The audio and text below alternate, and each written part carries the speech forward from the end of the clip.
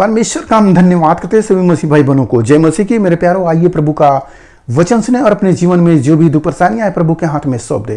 क्या जाने प्रभु की दया हो और आप वचन सुनते सुनते भले चंगे हो जाए। तो जो लोग ने कृपया इस चैनल को सब्सक्राइब कर दे। तो मैं आज का वचन लाया हूं कि परमेश्वर के वचनों के प्रति भक्त कितना प्रसन्न है कि हमें वचन मिले, हम उस वचन के लिए हाँफ रहे हैं, उस वचन पर हमारा कितना ध्यान है। उसी पर थोड़ा सा मैं वचन पढ़ूंगा, भजन संहिता, आप उसे ध्यान से सुने कि भक्त क्या कहता है। यहाँ भजन संहिता 119 का 129, तेरी चेतवनियां अनूप है, इस कारण मैं उन्हें अपने जी से लगाए हुए हूँ। भक्त कह रहा है कि हे प्रभु, आपकी चेतवनियां अनूप है और मैं उसे जी से लगाया हूँ। हालेलुया।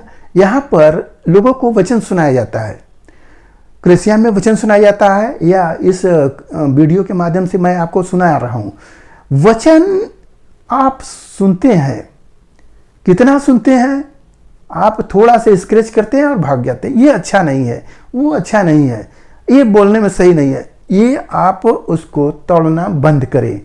इस तरह का जब आप काम करेंगे तो आप मनुष्य को नहीं बल्कि परमेश्वर को ही तुच्छ समझ रहे हो, जो परमेश्वर तुम्हें पवित्र आत्मा देता है।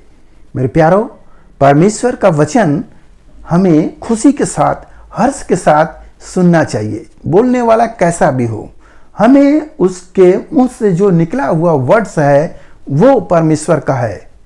आप देखेंगे यशायाह नबी, जकरिया नबी, इर्मिया नबी, कितने थे, परंतु क्या वो देखने में बहुत सुंदर थे या बोलने में बहुत अच्छे थे? नहीं।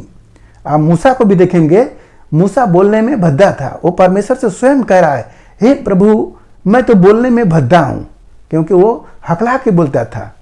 तो क्या उसकी बात को इस्राएली लोग नहीं सुनते थे? मेरे प्यारों, परमेश्वर के वचन को सुनना कितना हमें फायदेमंद है। हमें उस पर ध्यान देना चाहिए, न कि उस व्यक्ति पर ध्यान देना चाहिए।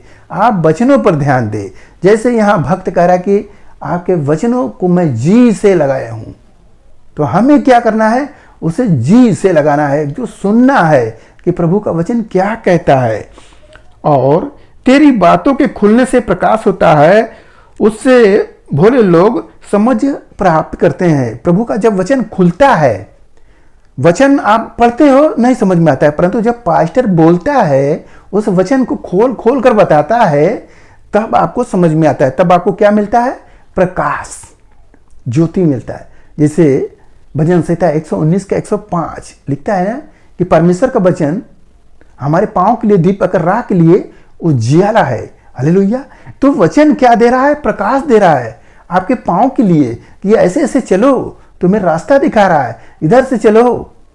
तो वचन एक प्रकाश है, और उसको बताने वाला व्यक्ति जो बताता है, उसे हमें ध्यान से सुनना चाहिए कि वो क्या बता रहा है। मेरे गुण की बात बता रहा है, मेरी समझ की बात बता रहा है। यहाँ लिखा है कि भोले लोग समझ प्राप्त करते हैं। जिसको समझदारी नहीं होता है वो समझ प्राप्त करते हैं। कैसे? वचन सुनने से। जब आप अपनी मनमानी करोगे, स्क्रैच करके भागोगे, या कलीसिया में गए हो कि कब खत्म हो, प्रार्थना करें बस हम यहाँ से जाएं, अगर इस तरह का स्वभाव है तो बदल डालो। इससे आपको कोई लाभ नहीं होगा, गलत काम करोगे। हालेलुया। तो मेरे प्यारों, यहाँ पर जो वचन बोला गया है उस पर हमें ध्यान देना चाहिए, वचन को ध्यान से सुनना चाहिए, जिससे हमारी उन्नति हो। लिखा है कि मैं मुंह खोलकर हाँफने लगा, क्योंकि मैं तेरी आज्ञाओं का प्यासा हूं। सोचिए कि वचन में बता रहे हैं कि मैं प्यासा हूं। जैसे प्यास से आदमी हाँफता है, कब पानी मिले पी ले, वैसे यहां पर भक्त कह रहा है कि तेरे वचनों का, हे प्रभु, तेरे वचनों का, जो प्रभु आज्ञा देंगे, जो चीज को मना करेंगे, उस चीज का मैं प्यासा हूं। हालेलुया। वो चीज पाने का कि प्रभु कौन सी आज्ञा आज के दिन देंगे, उसका वो अभिलाषी है।